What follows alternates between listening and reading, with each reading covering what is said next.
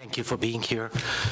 Before we start this afternoon's proceedings, I learned a few minutes back about a senseless tragedy that unfolded earlier today in Texas, where 15 people at an elementary school died in a shooting. So our thoughts and prayers go out to those families and that community.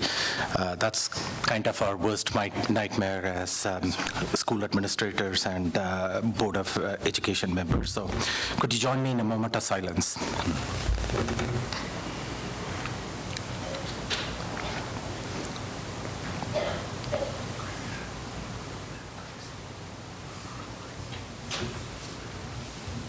Thank you. And just for the community, Director Bankus is also not going to be joining us today. She is dealing with a medical emergency in her family. So let me start with some opening remarks for the evening. To the community, the board collectively appreciates your engagement during this entire search process. Right from the outset, the board indicated the need for an open and transparent process that aligns well with our board priorities and the board's commitment to community engagement and building authentic relationships and two-way communications with our constituents. And I'm pleased that continued in this phase. We received a total of 137 questions from our community, questions that you wanted our superintendent candidates to answer. Several of those questions had multiple components, thoughtful questions, discerning questions, so thank you for taking the time to fill out that survey form. The board, with the help of our search firm, McPherson and Jacobson, and Dr. Cooper is sitting in front up here. Much thanks goes to him and Dr. Ritter. They also had a list of about 60 questions that we worked on narrowing down collectively as the board. So between the board and the community questions, we had a total of about 200 questions to pick from. Unfortunately, we don't have the time to get through all those questions this evening. So from the bank of about 200 questions, with the help of our search firm, we settled on about 25 questions to ask our candidates this evening, a good mixture of questions from the board and the community. So with that, on behalf of the board and the D11 community, Mr. Peter Hilts, welcome to Colorado Springs School District 11. Thank you. So I'm just going to read a little bit about you before we start this. Peter Hilts began serving as the Chief Education Officer for District 49 in July of 2013 after 10 years in significant leadership roles at the Classical Academy in Colorado Springs. As a senior leader in Colorado's school choice movement, Peter says he is passionate about helping people overcome internal obstacles to accomplish their objectives and is a natural leader who isn't afraid to diagnose, innovate, evaluate, and adjust. Peter specializes in facilitating major initiatives such as innovation, strategies, and organizational reform and strategic planning for schools and district.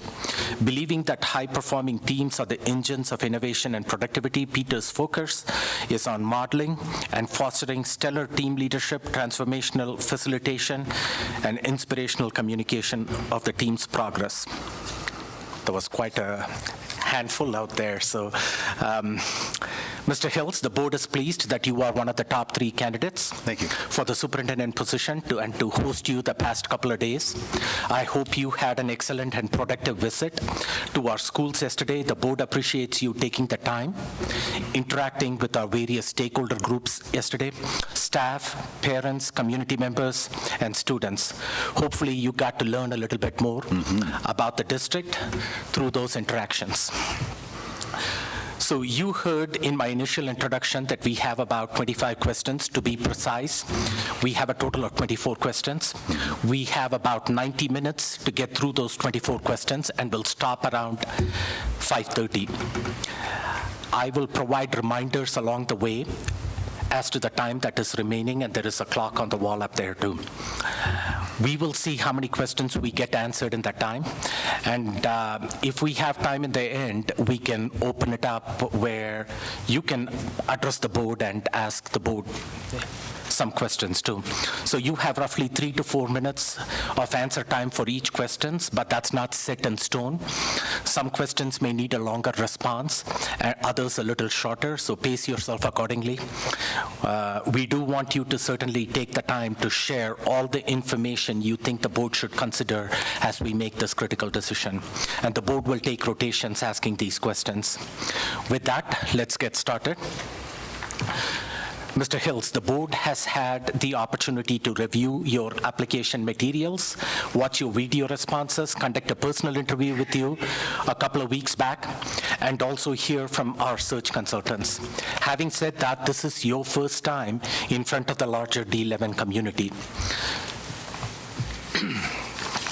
So my first question to you is, please share with the community your background, both professional and personal, and why you want to be the next superintendent of schools in District 11. Please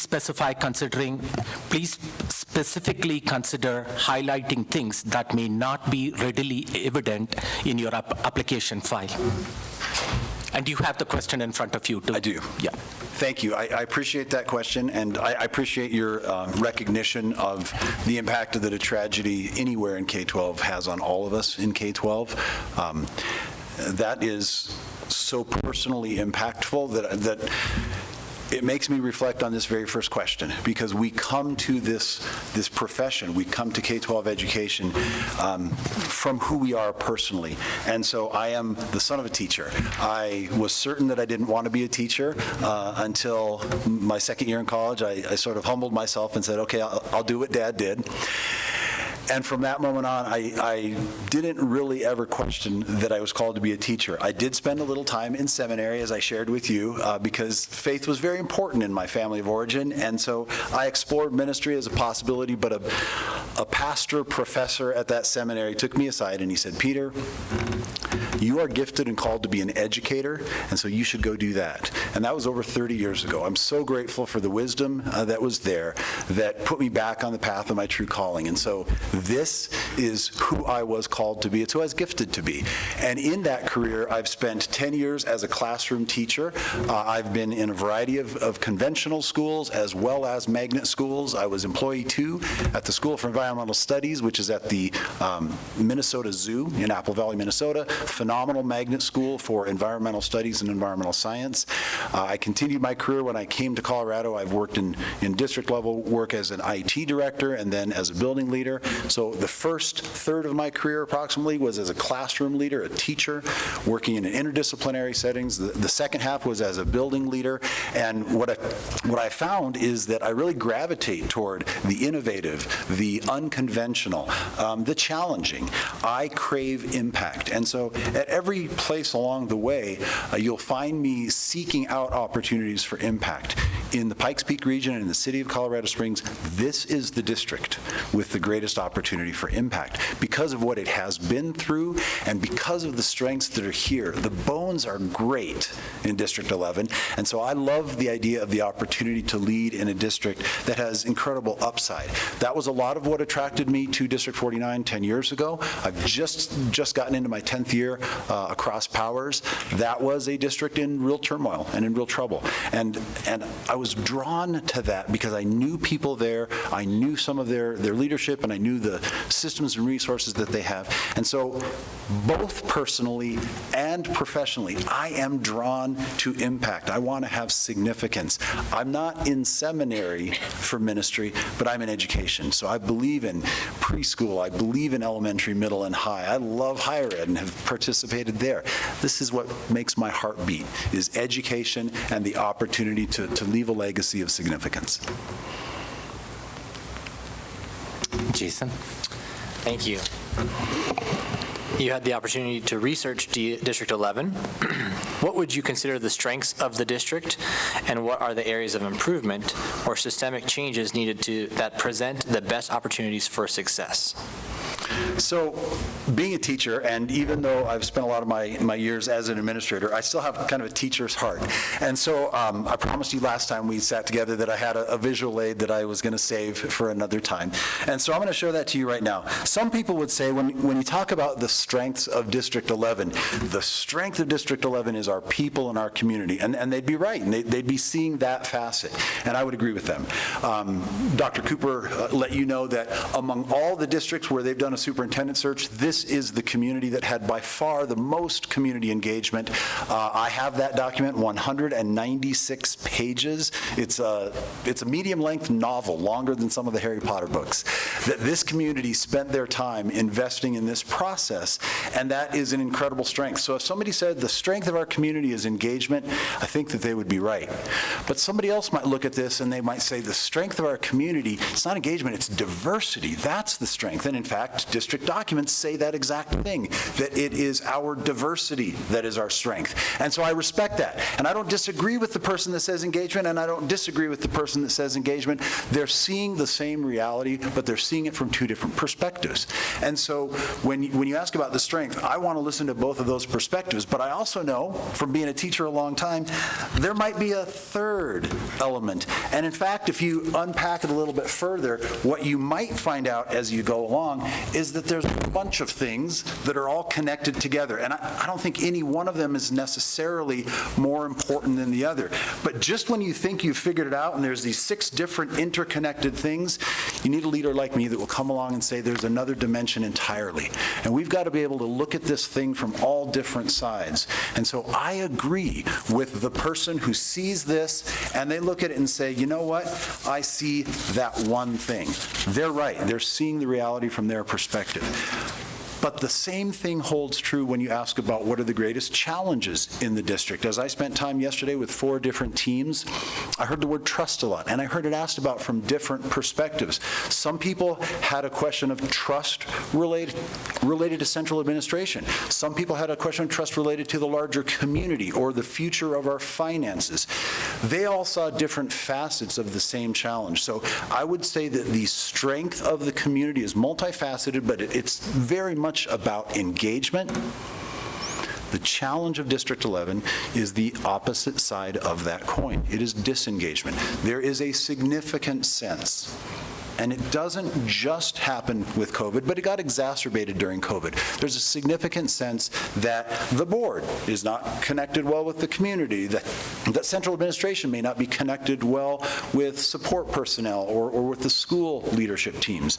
And so on the one side, we have deep engagement, but on the other side, we have a felt experience of disengagement. And so I see those as 2 ways of looking in, 2 dimensions of the same relational opportunity and the same relational challenge. Thank you. Thank you. How do you envision leading District 11 to improve student outcomes, specifically increasing student achievement and graduation rates for all demographics of students? And what is a typical time frame to observe noticeable district-wide improvements in student outcomes? Excellent question, and I appreciate that you put a hook on the end of it, because if I tell you that 2 years is a reasonable time frame, I expect in 2 years you're going to be talking to me, I hope, about whether we've achieved those marks. Then you're going to ask me a question in a minute about what those marks might be. So I think the beginning of student achievement is to recognize that we don't educate groups of students. I know that we're required to disaggregate into student populations, and we do, and we report those out. But we don't grade groups of students. I know we do group work, but we still grade individuals. And we don't differentiate as much for groups as we do for individuals. And so the beginning of achievement is differentiating and personalizing learning.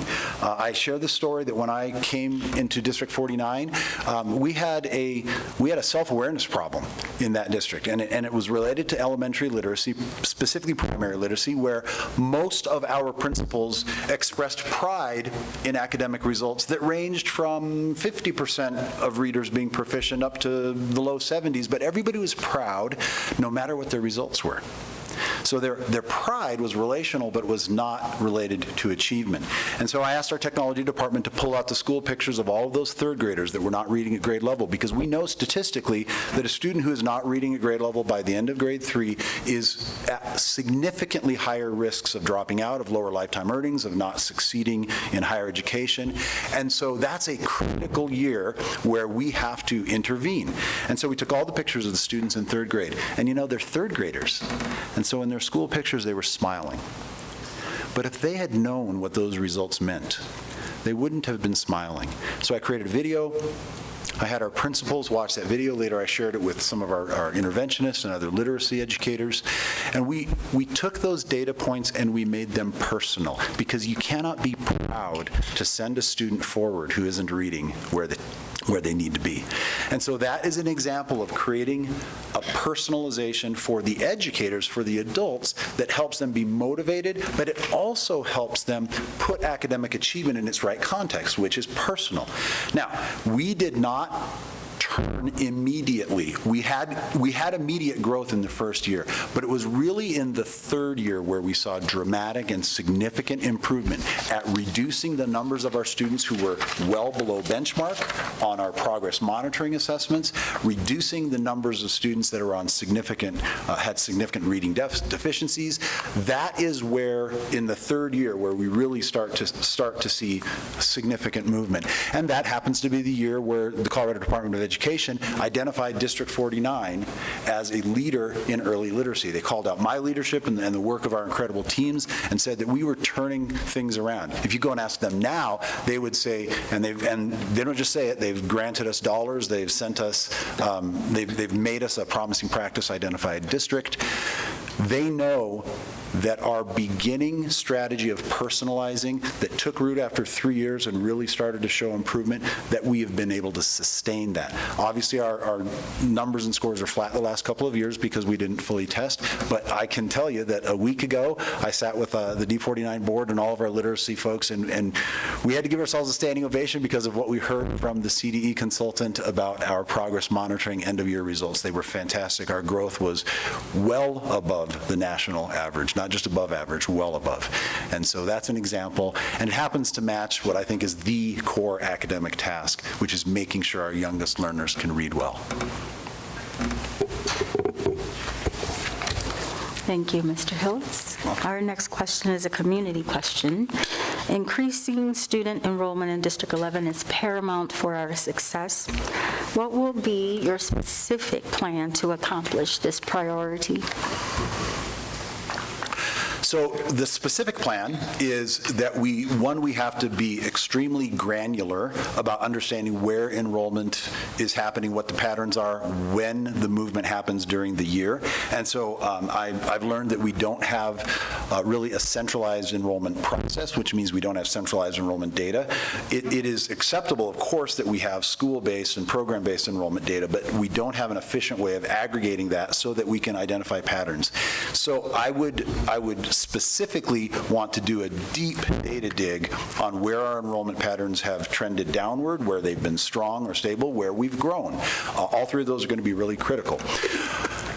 The second part of that, then, is you have to increase the tempo of measurement. Because Colorado is a choice state, because we have so many options, and I celebrate them all, I'm a school choice zealot, but parents in particular, parents who choose a school, they are engaged and they are not going to be patient with a school that is not meeting expectations. So they might move in January, they might move in June right now. So we need to know the calendar timing, we need to know the patterns from school to school and program to program. There's clearly a geographic competitive nature where some of our schools boundary with districts that are drawing our students, and so some of our students are choicing out.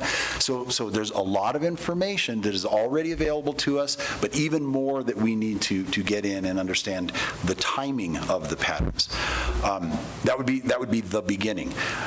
as you measure more regularly, you have to target goals more regularly. And when it comes to enrollment, it really, eventually it gets down to an individual conversation with an individual family. What's interesting is that one of the things that the demographer notes, one of the things that you all have noted in your meetings and in some of your documents, is that we tend to be losing students that want more specialized programs. Sometimes those are gifted programs, or those might be specialized programs that are available in a charter school or available in another district. And I think we're getting to them late.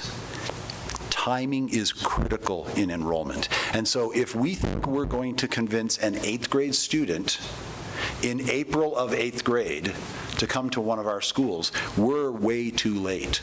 8th grade decisions start in 6th grade. So just as we're bringing those students in, we need to begin to give them a sense not just of what they're going to experience in middle school, but what they're going to experience in high school. And here's one of the things that I would do at that critical 8th grade juncture, because we've got to hold our students from 4th grade through 6th. That gets them across the bridge into middle, and then we've got to hold them from 7th grade through 9th. Those are the two key inflection points for enrollment. I would, somewhere on the day, there will be a day when Doherty High School doesn't have students in session. I would take the entire 7th grade to Doherty for that day. Take all the teachers to Doherty for that day. Have a 7th grade takeover at Doherty High School, because they're young, they're adolescent brains, they will understand the location, they will experientialize this abstract thing of high school will become real to them. And so by getting our students, take home students to Coronado, take the students to the school that we think is most likely going to be their pathway, give them that experience, and don't just limit it to our comprehensive schools. But it doesn't help us to take them in January of the 8th grade year. And I know when we do our information nights, it's in the 2nd semester of 8th grade, we do our high school information nights. Folks, that's too late in the process. So timing is critical. We've got to know where the timing patterns are throughout the year. We've got to know where the timing patterns are pre-K through 12 so that we can catch them.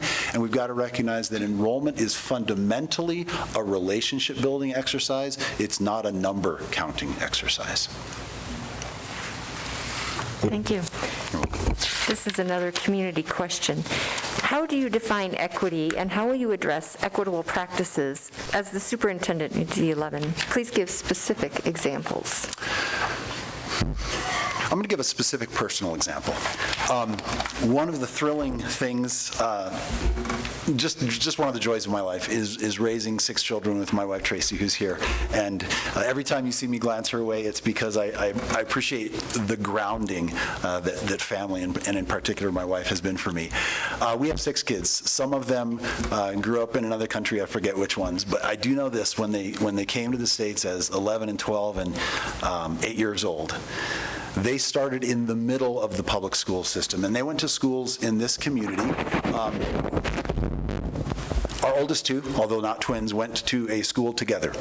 One of those children ended up graduating from college with a computer science degree, and one of those children was sort of left by the wayside and not considered worth the school's effort.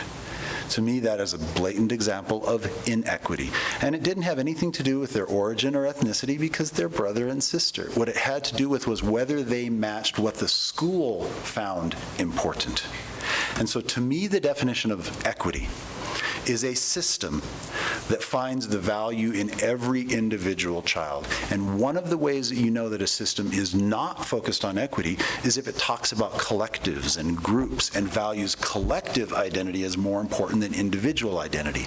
I have this personal experience where a school with phenomenal resources in a local district, but not D11, that school with phenomenal resources very clearly played favorites for college-bound students. And it very clearly was tolerant of letting other than college-bound students languish on the side. That, to me, is an example of inequity. And where I see that pattern, I'm always going to drive back to individuals. And so acknowledging that there may be some insight in patterns and collective analysis, What I want to know is, did we help a family and a child who became a student, did we help them pursue their definition of success? And our college, our communities generally, our nation really, has oversold the idea of college for all. Let's pretend I have 3 water bottles, and so we have these thirds of students. Nationally, in District 11, the numbers are a little closer to half, but nationally, about 2/3 of our students will go on and have some kind of college experience, but only 1/3 of them will ever graduate from college. So we got 2/3 of our students that we're not really preparing for, we're not really oriented to this group of students. And whether they go on to college, which is an amazing thing, obviously I'm a college guy, I love it. Some of my kids went that route and it was great for them, but some students define success as starting a business, or starting a family, or serving in the military, or skilled trades leading to an entrepreneurial opportunity, and we need every one of them to be incredibly well prepared. There's a horrible word in our industry. It's the word "or." We talk about college or career. You know who needs an internship more than anybody else? It's the student who's about to go off and spend 8 years in a college classroom and a master's degree program. We need to get their feet in a factory, or we need to get them into retail, we need to get them on a construction site, because their education will then have a grounding that really makes it much more valuable. And so that false dichotomy of college or career has not served us well. When I think about what we want to do for District 11, and particularly what we want to do for those students in District 11, we need to celebrate their definition of success, affirm them, catch them early on, and launch them to success. A few years ago, Falcon High School had 6 students in one class that were named to military service academies. 6 appointments out of a single class is a national record. It's never happened before. Now, is it because the students in the Falcon community are just more military, or we prepared them better? No, it's because we caught them in 8th grade, in 7th grade. We knew that they had that predisposition. They might have had a family legacy of service, and so we gave them experiences in a JROTC. We gave them an experience in academics. We gave them opportunities to lead, because those are the things: exposure to military standards and traditions, great academics, leadership. Those are the things that made them compelling candidates to the service academies. It is no coincidence that that same high school is one of the only 10 inaugural JROTC units to represent the new Space Force. So there's only 10 in the country, there's only one in this community, and it's at Falcon High School. And it's because we identified that success pathway early on, and we were persistent and diligent and walked those students down that pathway. Thank you. Thank you. Can you provide us with some examples of how you have effectively turned around facets of a large organization, and were these efforts sustainable? I'm going to scoot back from the mic because I might get a little animated here. Because turning around something that seems hopeless lights me up. That is what I love to do. There is nothing in District 11 that seems hopeless, but there are some things where an infusion, it's either an injection or an infusion, but it's not an infection. We need hope.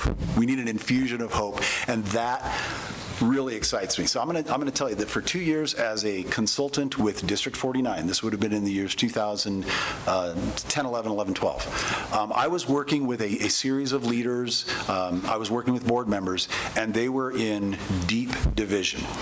The division was so deep, there was a point where a member of a 5-person board had resigned from the board. We had 4 left. And the division was so deep that for 3 board meetings in a row, 2 of the board members stood up, walked out of the meeting so that they couldn't form a quorum. They did this in May and June, which means that they did not take action to non-renew first-year teachers, which means that they terminated people illegally and ended up paying a group of teachers 2 years of salary for not working a day. That is horrific stewardship, not just of community resources, but of the opportunity to role model collaboration.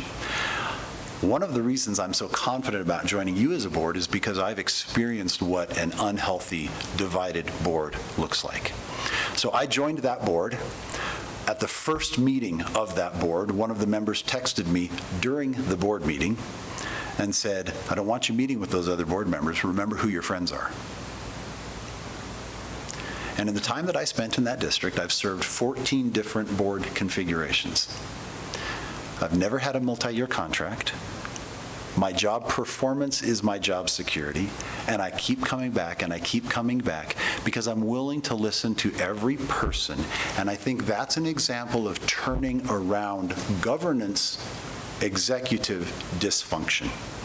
The governance was so dysfunctional that they were trying to enlist the executive in their internal battles. And so by being patient, by being respectful, by meeting with every individual board member, by listening to the places where they actually had a lot of agreement, they really cared about academic improvement, and that was their priority as it would be here. They cared about it, and when we were able to show academic improvement, particularly through literacy that I've already described, they were able to get on board, and so they could cheer for the same thing. And so I think at the point of agreement about purpose, there was unity. And to me, that is a underreported turnaround story. If we can take a group of adults that aren't living up to their best potential and help them get there, it makes the whole community. Whatever group or organization those adults are leading, it gets better when the adults are working together. I sometimes use this. I didn't think I'd have a lot of visual aids tonight, but this is a parable or a proverb that I really enjoy. It's a little glary, but this is a proverb from the Kikuyu people in East Africa, and it says, "When elephants fight, the grass gets trampled."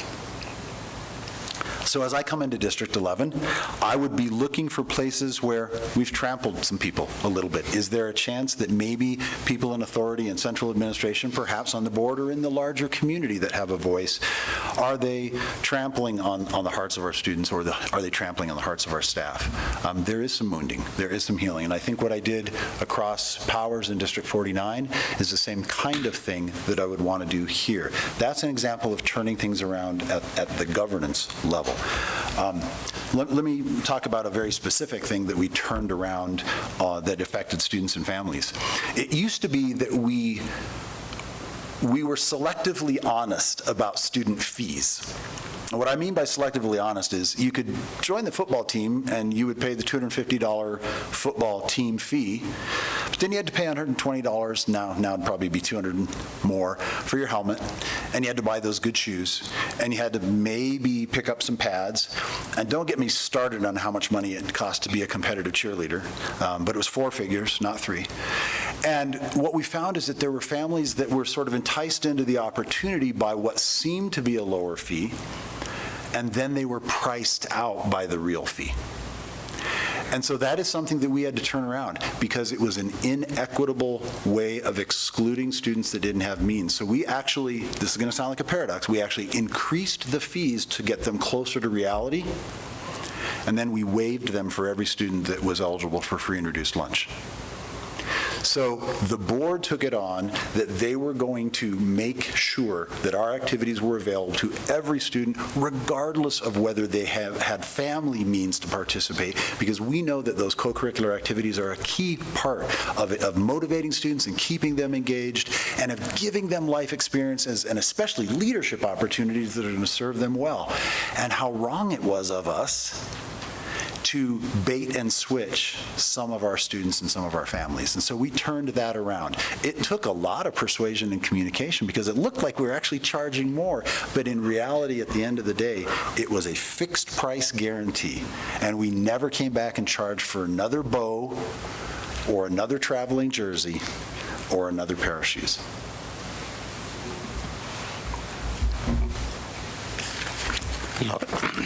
I noticed we skipped a question. Are we going to We come circle back back? to Okay. Can you discuss what is the proper balance between parents' rights or beliefs and the expectations or requirements of the school district when they are not aligned?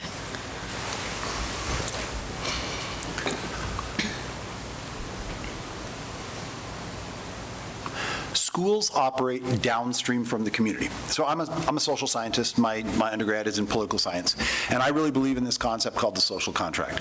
I know we use it with capturing kids' hearts in classrooms, but maybe they don't know that they're quoting 16th and 17th century political scientists. And the idea of the social contract is that I give up some of my absolute individual liberty in exchange for the community, the society, protecting other of my liberties. And so I don't have the liberty to drive wherever I want, at whatever speed I want, in whatever vehicle I want. I accept some constraints on my mode of transportation. In exchange for me ordering my liberty, I gain the blessings and the prosperity of living in society with other people who care about my rights and work to protect them as much as they work to protect their own. So that concept of a trade-off where I lay down some absolute rights in exchange for some protections, that really relates to what we do in public education. In the tradition in public education, parents entrust us with aspects of education, with some content, subject matter expertise. They entrust us with some of the basic human development that goes along with, we're teaching kindergarten children and preschool children how to stand in lines and how to not interact with their friends, not to poke them or pick them or hit them.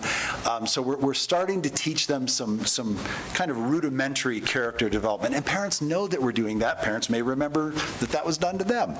And so the parents, instead of saying, I retain absolute control and I will teach my child every bit of human development, character development, intellectual and educational development, that is the parent's prerogative. And they can do that. We still have the option to do that. Colorado has a great system for homeschooling. And for parents that want that absolute, complete control, we ought to respect that, and we ought to work with them and receive those homeschooling notifications with great respect. But for parents who ask us to partner with them, we should meet their expectations as they should meet ours. We are not responsible as the school to get a child out of bed, to get them to the school where transportation may come from the family, may come from the district. That we defer to the parents, and we expect parents to be responsible, and so does state law. The compulsory attendance law places that responsibility on the parents. But once they get to the school, then we're providing great first best instruction, appropriate interventions, intensive support where needed, assessment that allows us to compare and demonstrate to the parents that we are earning their trust, that it was a good decision to entrust their child to us as educational leaders. And you cannot do anything meaningful, and education is certainly meaningful. You can't do anything meaningful without your character being engaged. So as we teach children to be perseverant and to work on that tough problem, to go through some desirable difficulty and challenge, we are building their character.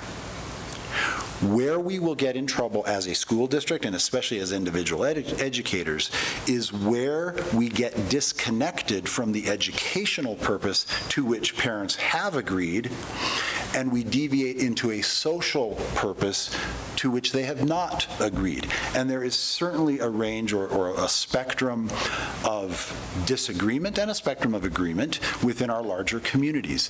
And so we need to be very clear about that which is educationally oriented and that which is socially oriented, and we should stay in our domain. There should be a healthy tension. One of the places that this has showed up, especially over the last generation, is in the area of education around human development. It's sometimes called sex ed, but it's really a lot more than that. And so there is sort of a general conventional wisdom that it's appropriate for schools to teach some things more biology-based about human development and what is happening. For example, we have learned that we need to be teaching some of that human development earlier. We need to be teaching it in the elementary schools because we're seeing earlier onset of puberty, especially with girls. And so many of our parents have said, hey, can you reinforce what we're teaching home? Can you reinforce that in the school setting? And we should honor that. But we should not be going beyond our parental social contract and getting into topics that our community has expressly said, no, that's the province of home. That's what ought to be happening between a parent and a child. This is one of the reasons when we talk about children, many people will say that the parents have a student. I'm a parent. I think parents have children. We have students, and there's a difference in that relationship. So you'll often hear me just change the language slightly when we'll say, is your student coming to school? No, is your child coming to school? I think child's a higher bar. It's a deeper relationship. So I want to honor that, and I think that that can be reflected in all of the ways that we respond to this question of tension and partnership with our parent community. How will you empower staff members to achieve our vision for success, and how will you hold them accountable?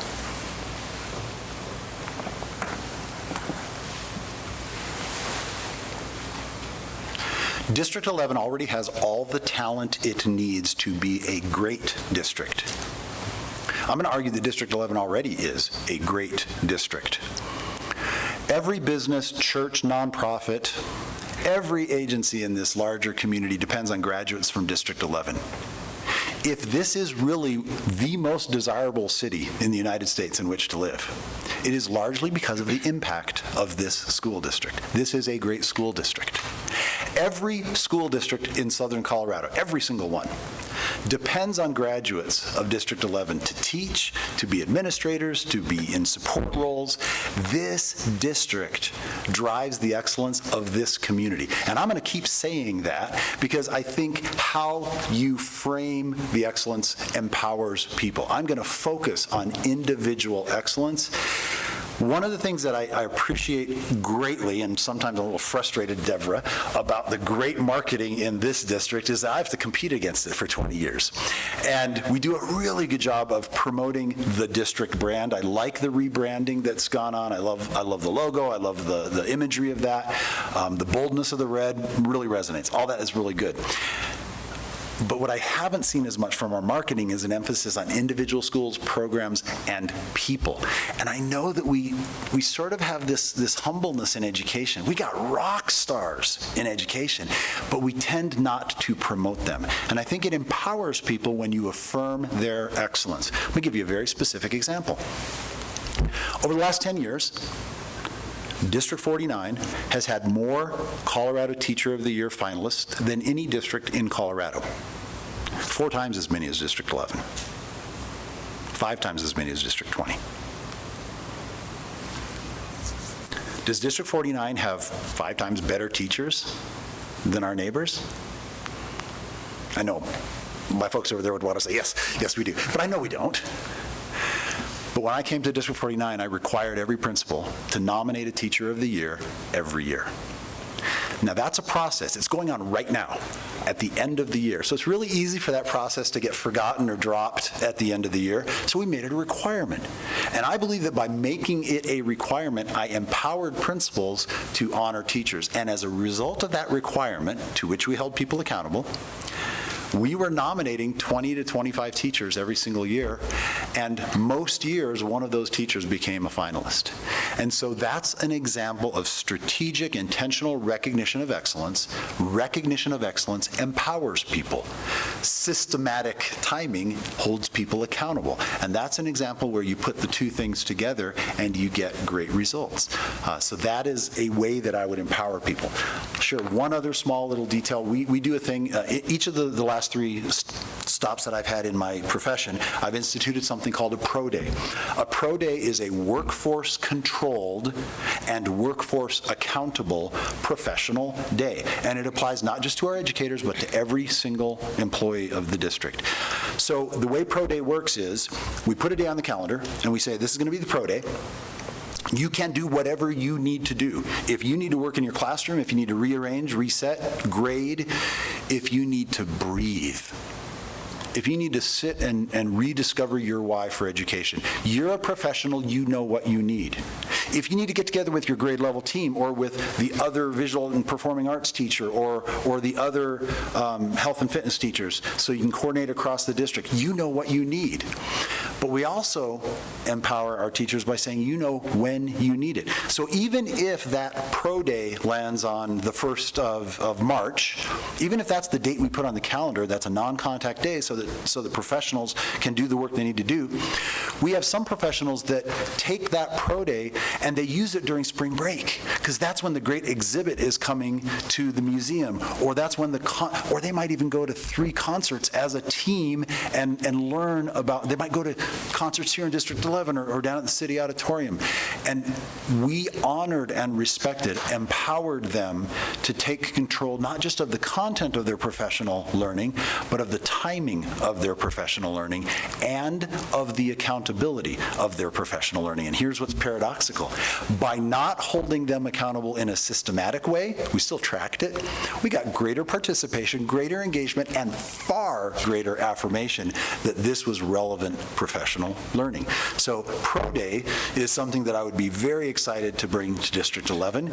Next year in District 49, we have 4 Pro Days on the calendar, and it didn't cost us $1. This is when you say, how did you do that? The way we did it is we spent snow days to buy Pro Days.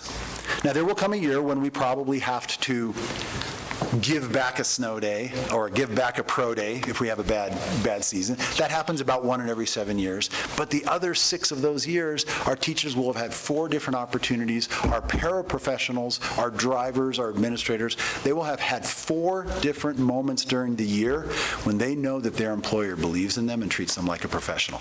That empowers and holds them accountable in a way that other systems simply can't. Director Daniels. Thank you.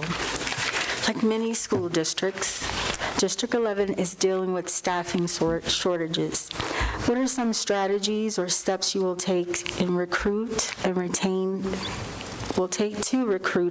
high-quality staff? Please cite specific strategies you have successfully used in your prior work. Excellent, thank you. As an actor, Director Daniels, you might improve my metaphor, but I'm going to treat this process as a bit of a metaphor. We submitted applications and videos, and that was kind of like our audition. And then some of us were excited to get callbacks, and we came and visited with you in person. And then out of that, you cast the 3 finalists show, and here we are. This is sort of the dress rehearsal for whether we as finalists can inspire the community. We use a similar kind of approach when we are recruiting people that have an upfront responsibility, whether that is a teacher or a principal or counselor, someone who is in direct contact with students. When we do interviewing, we do performance-based interviewing, so we use that technique of asking people not to tell us what you would do hypothetically, but what you have done. You're doing it over and over in these questions. These are great performance-based questions. But we go further than that. We ask our people to complete, depending on the role, 1 or 2 performance tasks in the moment. So they come in sometimes 45 minutes early. They do a couple of things. They create a presentation. I'll have somebody who is applying to work in the area of special education. We'll hand them a bad IEP and ask them to identify what's wrong with the IEP. I had somebody that was applying to work as a scheduling manager. So we handed that person a master schedule with 3 teachers, and we built in a little problem. It wasn't possible to schedule all the classes we needed scheduled in all the rooms we had identified with the people we had identified. They had to do something, and so the best candidates were the ones that came in and said, okay, I scheduled Professor Plum for these 5 classes and Colonel Mustard for these 5, but I needed a 6th class, and so I gave Miss Scarlett an overage. And that was the person that was ready to step right in and do the job. As opposed to the person who looked at the task, and said, I'm sorry, I don't think I'm going to finish the process. Now, wouldn't you rather recruit the person who can do the task and knows that they sometimes have to change the parameters a little bit versus the person that's not just overwhelmed by the work, but overwhelmed by the task? So we recruit to performance. We task scenario test to performance. We audition those people for the role that we're asking them to do, teaching demonstrations, administrative, special education demonstrations. And then we retain people on 3 Cs. We know what our 3 Cs are. They're culture, calendar, and third is compensation. Because we operate in Colorado's funding system and we're a residential district across the way, we don't have the same resources that you have or that District 20 has, so we don't compete as well on compensation. We have to compete on culture, we have to compete on calendar. And so the breaks that we take in District 49 are a huge incentive for our family-oriented employees. They tell us that year after year. How do I know they tell us that year after year? Because we survey them every year, and we get 91% of our entire staff. I know you do 5Es, but you don't do it with every member of your workforce. You do it with primarily educators and school-based staff. We do it with 100% of our employees. We get 91% participation this last fall. And on a scale from 1 to 10, they tell us that the thing they value the most with a score of 9.3 out of 10. That's a phenomenal score. It's 99th percentile score. 9.3 out of 10, they say the thing they value the most is relationship with coworkers. But right behind it, at 9.2 out of 10, is relationship with manager. We know that we're a people operation. We're not going to be the richest place. We're not going to be the easiest place. We know that we can be the best culture. And so we retain based on the 3 Cs. We retain based on our culture, our calendar, and last and sort of least, our compensation.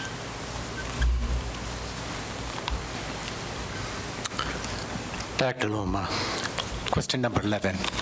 You can read. Name 1 or 2 strengths or skills you possess that make you the best candidate for District 11. What coaching supports, if any, do you think you will need to be successful as a superintendent? I love purple. I wore purple because I love purple. I love the Minnesota Vikings. I love Prince. But I also love something that I've learned since living in Colorado Springs, that purple is the color of inter-service collaboration in the military. So when you have a joint command or a joint mission, purple. Purple is also the language that we use to describe the political center, which is where we find bipartisan consensus. It's where things get done. So I commit to you that one of my strengths, one of my skills, will be to be a purple leader. And you don't lead in the purple because you diminish either of the extremes. You lead in the middle because you respect people. Even when they have divergent perspectives, you can respect and find things in both ends of the spectrum that serve the community, in this case, that serve our students. And so I am always going to explicitly look for strengths and points of agreement. There are some significant points of disagreement within this board. I read electoral materials and I read what people have said about you. And here's an example of how I will lead as a purple leader.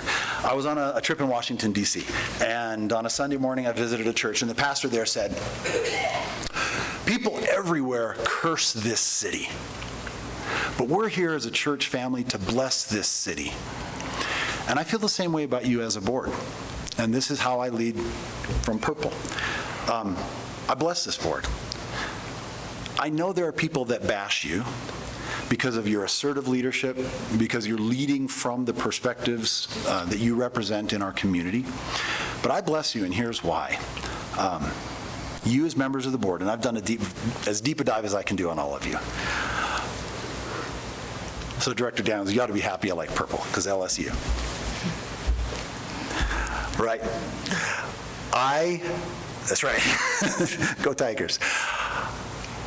I bless you because before you were on this board, you collectively put in half a century of service. You were on DACs, you were on SACs, you were on charter school boards, you were on SEAC, you were on financial committees. You put in the work. You are deeply engaged, and as a result of your deep engagement, you're deeply knowledgeable. So when you are assertive and when you hold a high bar and when you represent the complex spectrum of our community, you do it, you've earned it. And so I think finding, in a community that has some tension in it, finding reasons to honor people, to honor their commitment, to honor their service, that to me is leading from the positive middle. And I envision a day when this district is the most unified part of Colorado Springs. I envision a day when our staff and our students, and especially when our graduates, are leading with purple purpose, all right? The unity of the community comes out of District 11. We can have that. That's what I aspire to be. Now, in order to do that, the coaching that I'm going to need, there are going to be days when I'm going to need to temper my optimism. You're going to have to pull me down to reality a little bit. You may notice tonight that you may have to cut me off because I can get excited and wound up about things that I'm passionate about. I will take that coaching with humility. There will definitely be times when I will want to be 2 steps ahead, and I forget what we needed to do at step 1 to inform. And so I really appreciate a model that we've adopted where I currently lead. We use the Project Management Institute RACI matrix. You use that here. Dr. Gleditch has talked with you about that. RACI is an acronym for who's responsible, who's accountable, who needs to be consulted, and who needs to be informed. And so sometimes I would just jump ahead because I feel like I'm accountable and responsible, and let me just go. And I would forget that there are really important people that I needed to consult with or that needed to be informed. So the coaching that I would need would be to recognize my own passion can move me a little bit faster than some of my colleagues or the organization can bear. Dr. Malpacum, how are we doing time-wise in the pacing of these I was going to talk about that. We've got about 35 minutes left, 35 or 40 minutes left. So, okay, thank you. Thank you. Could you discuss with us your communication strategy with the people you serve, including internal and external stakeholders of the district? And how do you know when your communication is effective? And that's question 12. Okay. So I'm going to talk about COVID, and I'm going to talk about C3. They're not the same thing. About 9 years ago, when I first joined District 49, we had a principals meeting, and it was kind of selfish. I wanted to get to know all the principals a little bit better. And they didn't have principals meetings at the time in the district. Many of those principals had never been in the same room together. And so when we finished the meeting, I said, well, you know, understanding this is a rarity, when should we meet again? Should we meet again next semester? No. Can we meet again next week? We settled on monthly meetings. And one of the first things that I learned from the principals is that the central administration was inundating them with email communication. We were sending them emails about things that were coming up. We were sending them reminders about the email that we sent before. We were asking them for responses, but we didn't always tell them so in the subject line. It was not unusual for a principal to be getting 100 different emails in a week. And they had to filter through all of that. They had to figure out what was actionable, which was a repeat, and unfortunately, it's easy to hit send. So some of us would send the message. A couple days later, we hadn't heard enough responses. We'd hit send again, just making sure you got it. And it was drowning our principals, which means it was drowning our buildings. So we created something we called the C3, the Consolidated Communications Check. This is actually a monthly message, and it created discipline in 2 directions that we really needed. Because it's monthly, all of the members of central administration, all of our service departments, learning services, special education, all of our programs to individualize programming and budgeting, all of that, we had to be intentional and follow a calendar, and we had to get our stuff submitted about 10 days in advance.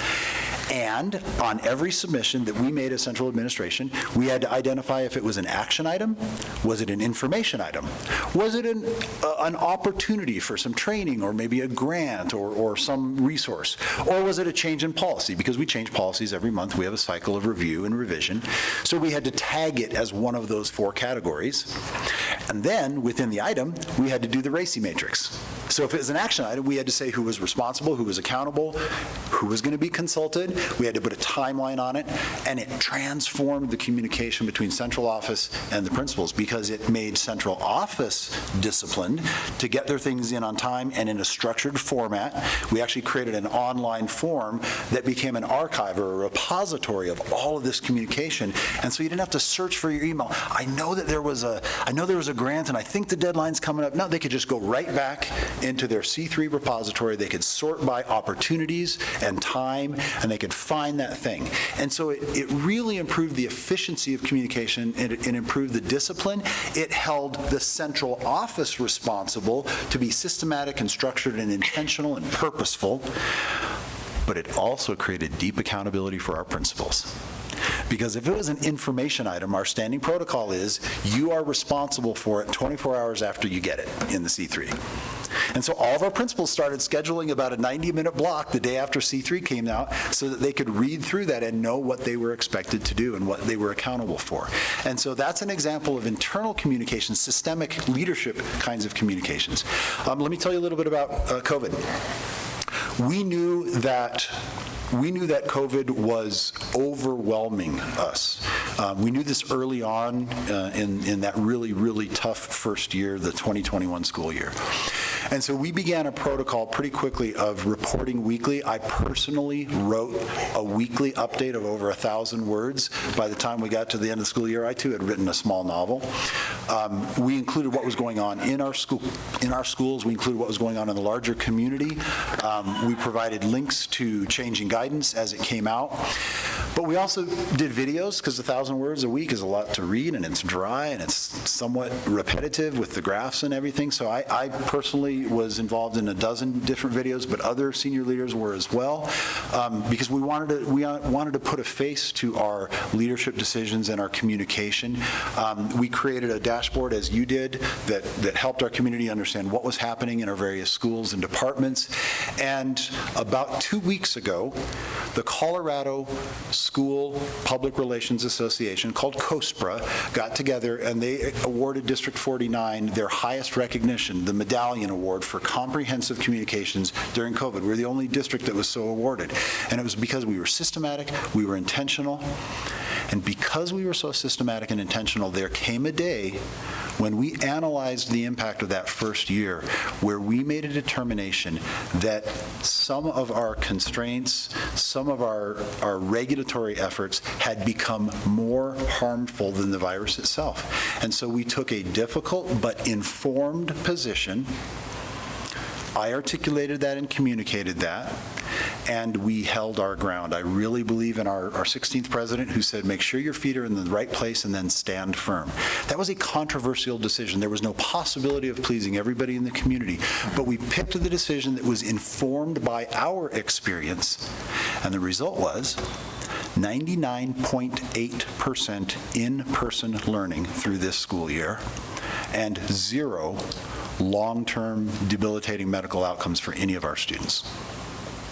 To us, that was an informed decision. It was communicated clearly. It created some controversy. I got in a little trouble with the governor. But it's an example of two kinds of communication, one more systematic and internal, one more public-facing and, frankly, controversial. But both of them were purposeful, intentional, with clarity and respect for multiple audiences. Thank you. So we've got about 30 minutes, and you've got about 10 questions, so 3 minutes apiece. Director Loma, would you be able to go back and read question number 5, which we skipped? Question number 5.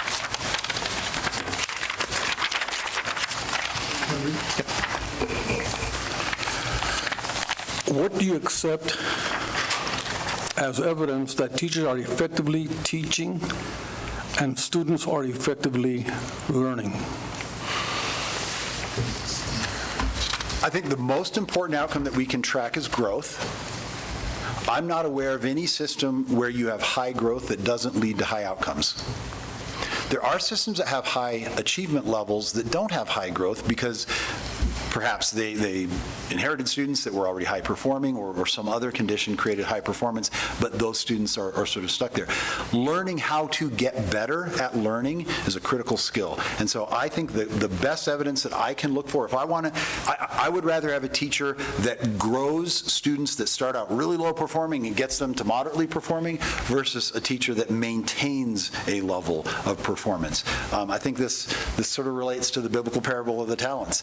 Do you want the one that turned 5 talents into 10, or the one that took that talent and hit it in the ground so that they didn't lose anything? I want the teacher that is investing and increasing the yield of their students' intellectual capacity. And so that's the first thing. I really want to know about growth measures. I think they're about twice as important as achievement measures. Good growth over time leads to achievement. But I also, and this is a significant thing, particularly in secondary schools, students know who the good teachers are. And for some reason in our industry, we don't like to acknowledge that students know who the good teachers are. And they know, parents know where the good teachers are teaching, which means that they sometimes choose other schools. And we don't do a very good job of listening to the direct recipients of our most important work. We don't do a great job of end-of-course evaluations or in-progress evaluations of teachers. I know teachers who very intentionally ask their students to help them understand, how is this coming across? How am I doing? What we need to do is more listening to parents and students. What we tend to do is more lecturing. And so that's another example to me, a teacher who is creating systems, and especially creating with peers systems of listening to their students to understand whether or not they are meeting their students' expectations. We'll see it in summative assessments. CMAS is a great example of that, SAT. We'll see it in the district-aligned benchmarks that we do here in District 11. We'll see it in literacy and the progress monitoring, and I'm excited about Dreambox for math because that also has great progress monitoring, intermediate assessments along the way. We'll see it when a student meets the goals on their IEP. We'll see it when a gifted student chooses to stay in our schools versus crossing a boundary or going to a charter school. Those, to me, are examples. And I've been a principal, I've been a middle and high school principal, and it's absolutely true that the principal and I guarantee you the superintendent and the board are not nearly as consequential in the life of a student as the teacher is. And so students who choose to stay in our systems with our teachers are telling us something that a formal evaluation can never tell us. They're putting their trust in that adult and in that educator. And so I'm looking for that as well. The other group of people that are incredibly insightful about how teachers are performing are teachers. And so I love models of peer evaluation and team improvement. I work with quite a few of these. They tend to form more naturally in elementary schools where you have grade level teams, where I actually work, remember I told you a little while ago that we require principals to submit a Teacher of the Year. I have a team of teachers at one of our schools that refused. Every single one of them said, I will not accept individual recognition. We operate as a team or we don't operate as all. I respect that too. Because what they were saying was, we know how interdependent we are. And so there are grade level teams that actually build into their individual evaluations the performance of their team. Because they know they got to bring that rookie with promise, they got to bring that along. They got to keep that veteran motivated. So they know that the team ethos is just as important as the individual ethos. A little over 3 minutes, but I'm going to get it down. Great. This is a community question. So we talked about teacher effectiveness now. Let's talk about superintendent. Which number? Number 13. Thank you. We are back on the order. So having talked about teacher efficiency, we'll talk about superintendent efficiency. How will you judge your own effectiveness as a superintendent? And in your opinion, how should the board measure your success at the end of 1 year and at the end of 5 years? So I read that novel that I referred to, 196 pages. Dr. Cooper, you said it was the largest level of community engagement you've seen in any superintendent search you've done. So I take that as a great asset. That's an information asset. And I read every word. I categorized it. I actually broke it down by all of the different groups that were measured. And so, for example, these are the sheets I created for the DAC. And so these are the issues that we need to be aware of, and it's where I learned about, issues with trust and issues with diversity and concern about being able to support a complex community represented by a complex board. And so I think that one of the ways you should evaluate me as a superintendent is, have I been responsive to the expectations of the community? There were some key priorities that came out of that, and one of them was that this community wants someone who is an effective communicator, who is inspirational and optimistic. I love Colorado Springs. I love this community. I've lived here in this community for 22 years. This is where I want to be. It's the longest place I've ever lived. It's where my kids and now my grandkids got their start, and where all my kids graduated high school. And that's going to ooze out of me. That's going to inspire. That's going to bring reassurance and confidence. And that is one of the things that you can measure, and you can measure it in a quantitative way. You can survey the community. You can ask focus groups. You can do another town hall, which I applaud you for doing. And you'll say, hey, Do you believe in this vision that Mr. Hilts is casting? Do you trust Peter? Does he mean what he says? Does he show up when he says he's going to show up? So that's one thing. You can measure whether or not the community is inspired. One of the ways you'll know that people are starting to believe again that this is a great district with phenomenal resources and people is you will see a difference in enrollment. You will not see it in 2 months. You'll start to see it in 12 months, and you'll really see it the next year. So we ought to be able to flatten out the trough a year from now. We're going to probably tick down a little bit right now. We ought to be able to flatten that out, and then we ought to start to build back. And the way that we're going to build back is because people will become convinced that this is a district worth investing in. That's one of the ways you should measure. You have said that your top 2 priorities are enrollment and academic achievement. So of course we need to meet the goals that I know you're working through the red line on the board priorities, and so you set 6 and 7 and 5% median growth percentile targets for some things. You set 3 percentage points on the district performance framework. Those are great quantitative goals. If we're going backwards, if we're not hitting those targets, then you've got to say, is that because I, as superintendent, did not either hold people accountable or provide appropriate guidance? I think it would be very interesting for you to do a pre-post assessment of my leadership with the same 4 groups that I met with yesterday. Go and ask the Educators Association and the exec pros. Go and ask ESPs, do you feel respected and honored? Have you seen Peter in your buildings? Has he stood next to you? Sean, the electrician, and the team I met with yesterday said that I'm not allowed to come and do any electrical work. I told him he should let me because it'll keep me grounded, but he didn't think that was so funny. So those are some of the ways I think that you ought to measure me. Ultimately, and this is going to sound a little blunt, but ultimately the question is, am I the person you thought you were hiring? Am I doing the job that I promised you I would do? This is why I'm going to ask you not to offer me a multi-year contract. I'm going to ask you not to offer me a buyout guarantee. I told you I'm the son of a teacher, so I lived on that single income teachers. We ate that canned beef and government cheese. And I'm the father of a teacher who may not be able to stay in our community because of housing issues. And I'm the brother of a teacher, and I'm the son-in-law of a teacher, and these people gave their lives and their prosperity in some cases to serve students and to serve schools and school districts. And so it sort of breaks my heart when I see a school spending $400,000 to send somebody down the road. I won't participate in that. And if you have to have a multi-year guarantee to get a great candidate, then you're only going to get candidates who need a multi-year guarantee to feel secure. So let's be better than that. What I don't want to do is, I don't want us to negotiate the breakup on our first date. I want us to be better than that. I want us to believe in each other.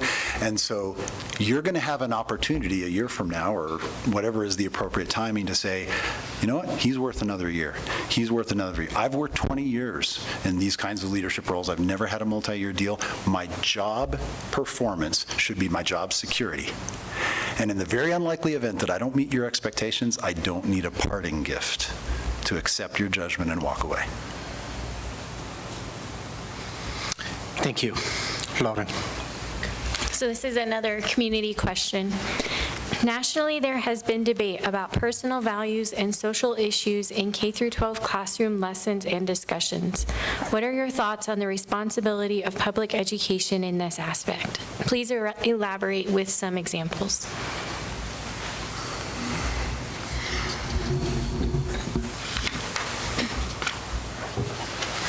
So Tracy and I, with our own complex family, we needed a core as parents, and so we used a passage of scripture. We used Luke 2:52, and we had our little hand gesture. We had Luke 2:52.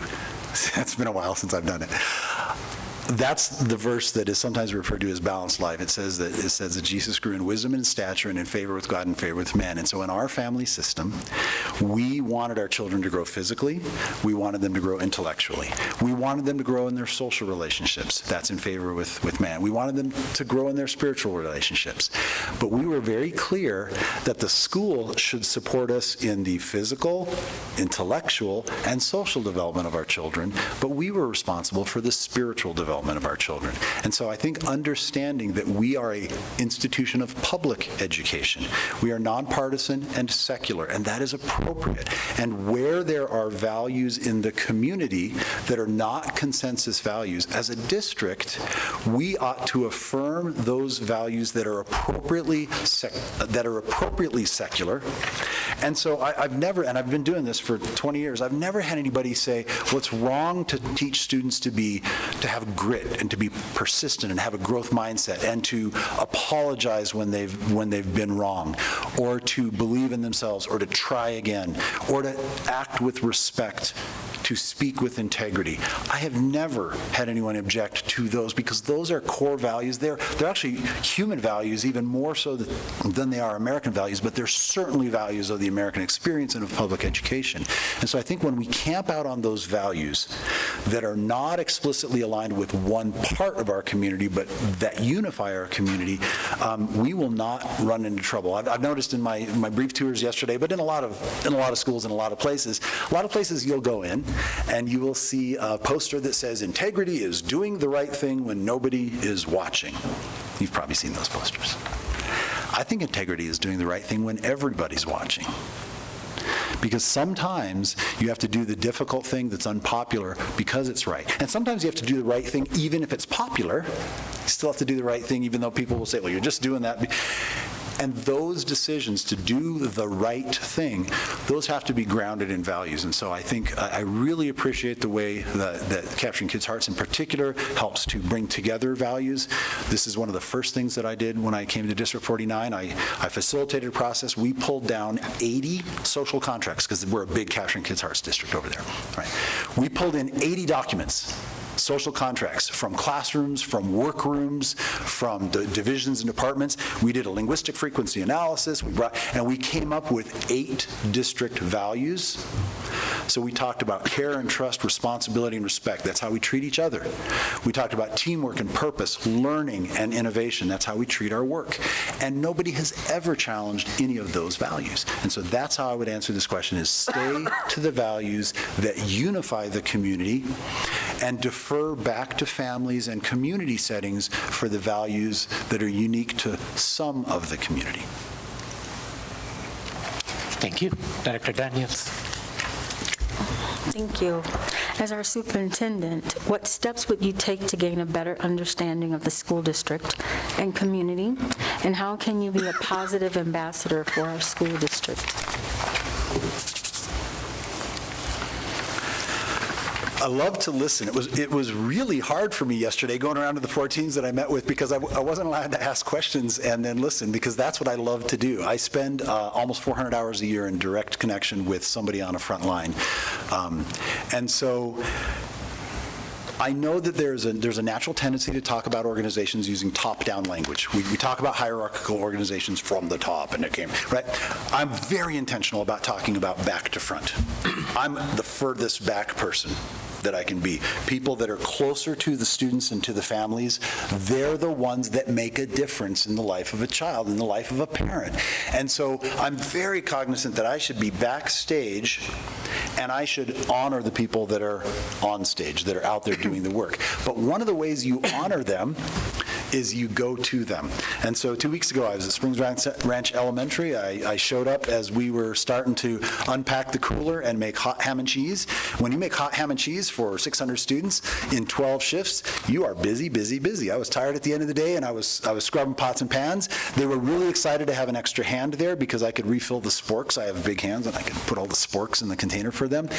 And I can guarantee you nothing that I could have written or spoken on a video or said at a board meeting would have impressed them as much as me being present and next to them. And so that's one of the ways I think you can be an ambassador, by going to the place where the service is happening. It is a ministry of presence, more so than a ministry of words and position or any of those other things.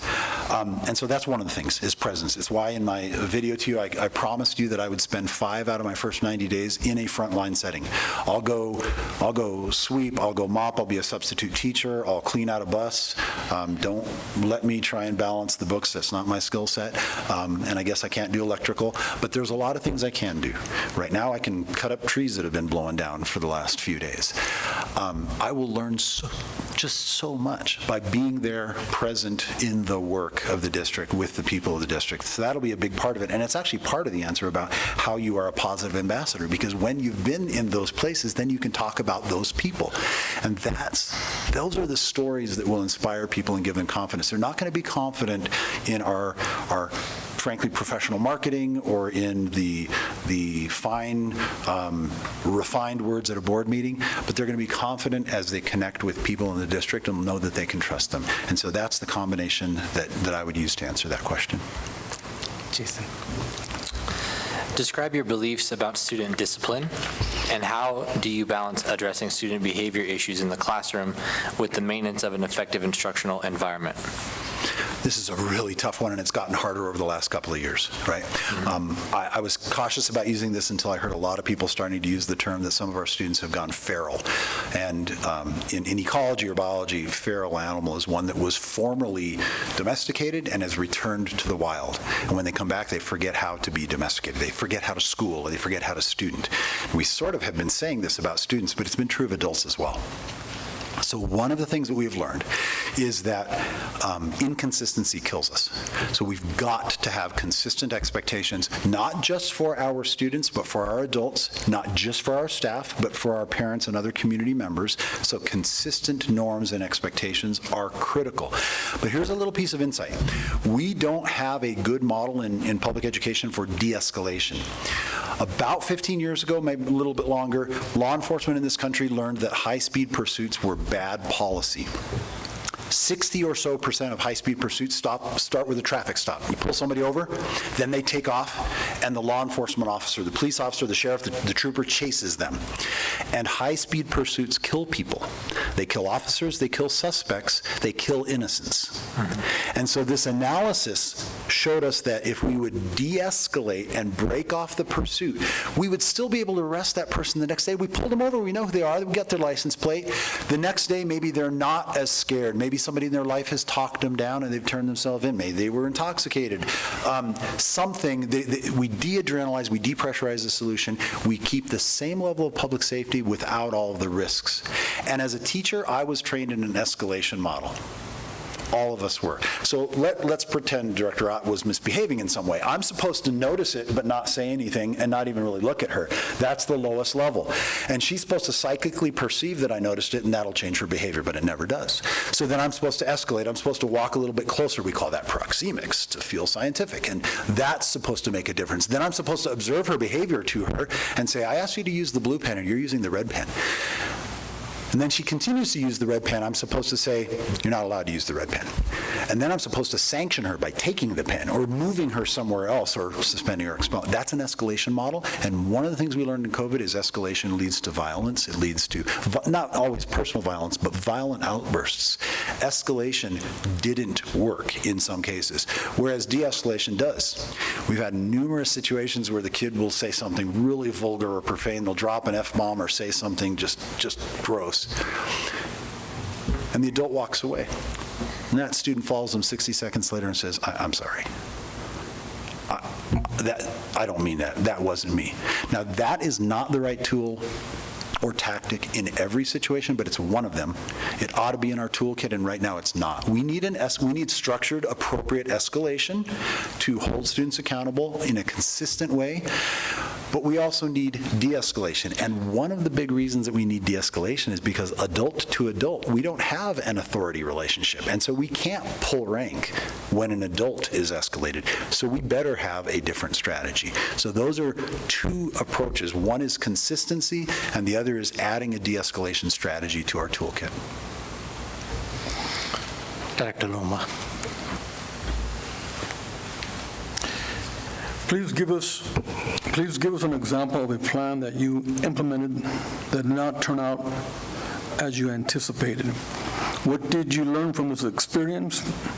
What would you have done differently to change the outcome? If I talk fast, can I give you two? We needed to make processes better over in District 49. And so we decided to do this thing that we called CUP, Conversations Upgrading Processes. CUP was our acronym. We got coffee cups that said CUP on them, and we connected leaders and administrators. We cross-trained or cross-conversed. So somebody from food services would meet with somebody from accounting. Somebody from the education office would meet with somebody from transportation. It failed spectacularly, but we still have like 30 cups around the district, and every time I see one, I cringe a little bit, because out of context, those folks had really awkward conversations, and they did not lead anywhere. It was bad. We thought it was going to be bring another brain alongside and help us make just did not work. So that's one. The cups are still there. The thing they represent is not. But we failed fast. We failed forward. We learned from it. I'll give you another one. This one was pretty hard for me. There came a day, February 7th, actually, burned in my brain. I made a bad weather call. And in District 49, every time we make a weather call to delay or not, to close or not, we do a survey by noon. We push the survey by noon of that day. We had the highest number of responses ever, 3,000. And we got incinerated. Nobody was hurt, but people were sliding off roads. People were scared. They were scared for their high school-age children driving. I made a bad call. So we pushed the survey. We heard very clearly what a bad call it was, at volume. We had a few elevated, escalated language issues. And by the end of the day, I had written a public apology. It was sincere. It was specific. I explained why we made the bad decision, why I made the bad decision. It was personal. I signed it. It wasn't from the team at D49. And I got more affirmation for that single communication than for anything else I've written in my entire career. Why is that? I think it's because taking ownership and apologizing for missteps is rare. And so what I learned from that clear failure is that people don't expect you to be perfect, but they expect you to take responsibility when you're not. When, not if. When you're not. And so it, frankly, has mattered a lot to me that some of you have had opportunities to own and apologize. I know a lot of board members. I have probably worked for 100 different board members in my last 20 years, and apology does not come very commonly at this level of leadership. So, things I've learned about me, about you, things I've learned. We hear that many high-achieving students are not staying in D11 schools and are potentially finding academic support and relevant education in other schools. How will you attract and retain these students and provide them with rigorous and tailored education to meet their needs? This is again a community question. Which number question was this, please? Number 18. 18. 18, thank you. Thank you. I think one of the most important things we can do is catch them early and build them a personalized plan. So if you think about gifted students, let's say that we have a really gifted population like Lake Wobegon, where everyone's above average. 20%, 15% of our students are gifted. We need to be making a personal connection with those families, and we need to make it early. So we need to be making it, we need to have early identification and early communication. Remember I talked about literacy with students that were below benchmark by the end of third grade? One of my rules was that if a student entered third grade, one of my expectations on the principals was if a student entered third grade and they were below benchmark at the beginning of the year, the BOI test, I expected the principal within the first month of the school year to have a personal conversation with the parent. Not an email, not I left a message. They had to have an in-person conversation, an on-the-phone conversation, because we needed the parent to know that the principal was engaged and was personally committed to helping that family system help that child get where they needed to go. It matters to a parent when a principal calls, not because the kid's in trouble, because the principal's committed to that child. The same thing matters for gifted. We think that because they're gifted, they're gonna do fine. And the truth is, gifted learners will be okay, but they'll be okay somewhere that gave them more personal attention. Gifted education, and particularly holding gifted learners in a district that has a mixed reputation, is a relational customer service practice. It is not an academic exercise. We can't rely on them to read CDE. We can't even rely on them to read our marketing materials, but we can pick up the phone. We can go to them and say, hey, I would love it if you could come 20 minutes early at parent-teacher conferences. Could we have a conference, and could we talk about Jason and his future? Because I see he's got a great knack and a mind for financial planning, and I want to talk to you about an internship that we could do, or a special curriculum, or a concurrent enrollment course. That is compelling, because interest in that child is going to create reciprocal interest from that parent system, and they're going to stay where they got taken care of. That's right. So thank you. I think we are, Director Ott, I'm going to stop it. We are pretty much at the end of we didn't get to 4 or 5 questions in the end, but that's the time we have. So what I'm going to give you, Mr. Hills, is to make some closing remark. And is there anything else you feel we should know about your candidacy for this position that we haven't learned from your application materials or our time together today? It's the last question on you. Last question. Thank you, sir. I suspect you can infer this, but I'm going to say it explicitly. You mentioned, Dr. Mapakam, that Mr. Gall is an outlier among the 3 finalists because he's a non-traditional educator candidate, and I really respect that, because I've been an advocate of non-traditional, unconventional leadership my whole career. So I respect that a great deal. I want to observe as well that I'm an outlier. If you look at the resumes for Mr. Gall and for Dr. Clementi, what you're going to see is that they're sprinters, and I'm a long-distance guy. They have a series of 2-year, 1-year assignments on their resume. I think in the last 20 years, between them, they've had about 15 jobs. I've had 2. They're going to sprint. They've done some things fast that are hard for me to even understand. What Mr. Gall did in 8 months in Oakland is just hard to believe. And Dr. Clementi, she was an effective and desired leader in Fountain, Fort Carson. And within 6 years, she went from Fountain, Fort Carson to Aguilar, to Pueblo, up to CDE, over to Aurora.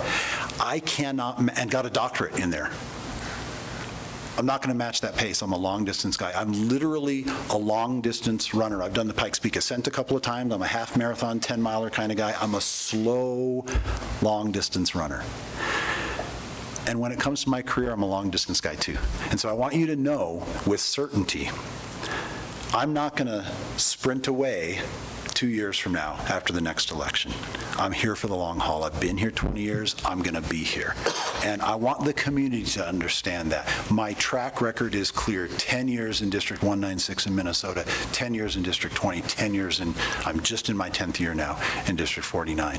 My clear career preference is to stay a long time and make a deep impact. So that's what I am offering to this community, to this district, but especially to you as a board. I'll be a stayer.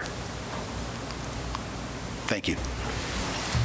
Thank you, Mr. Hills. Thank you for taking the time to meet with us today and answer some questions from the board and the community too.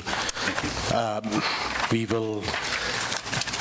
So our future steps as we go forward, so you are aware of it, I think Dr. Cooper might have communicated this to you. The board is going to have internal discussions tomorrow in executive session, and then we are going to also wait for feedback that we get from our community, all the stakeholder feedback. So it would be about a week or so before we make the final choice as a board collectively, and you will know about it at that time. Again, appreciate you taking the time and being with us today. And thank you very much. Thank you. Appreciate the hard work. Thank you. Yep.